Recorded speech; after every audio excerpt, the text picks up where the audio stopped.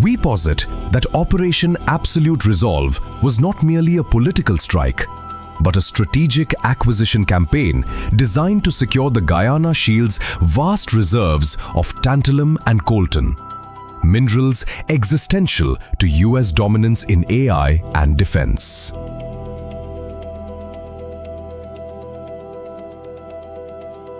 While headlines focused on oil, a forensic analysis reveals a deeper motivation: tantalum. Venezuela sits atop the Guiana Shield, holding vast reserves of this blue gold. Demand is so intense that refined coltan often fetches a higher price on the international market than even diamonds.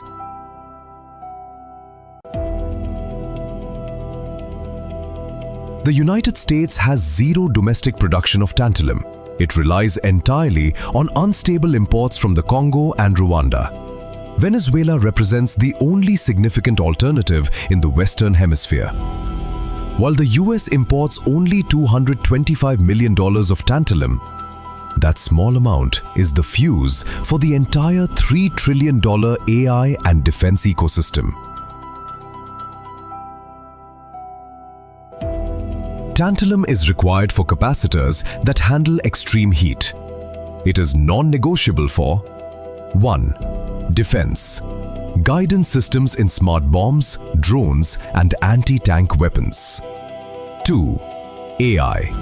Modern data centers running NVIDIA's H100 GPUs. Without reliable tantalum, the physical infrastructure of the AI revolution cannot be built at scale.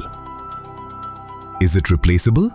No. It is unique because of geography and physics. The US can get silver from Mexico, but it cannot get tantalum there. Venezuela is the only solution in the Americas. If you replace tantalum capacitors with standard ceramic ones, they become 3 times bigger. You would have to make the AI chip the size of a pizza box, which destroys the speed and latency required for modern computing. Previously, guerrilla groups smuggled this ore to Chinese buyers.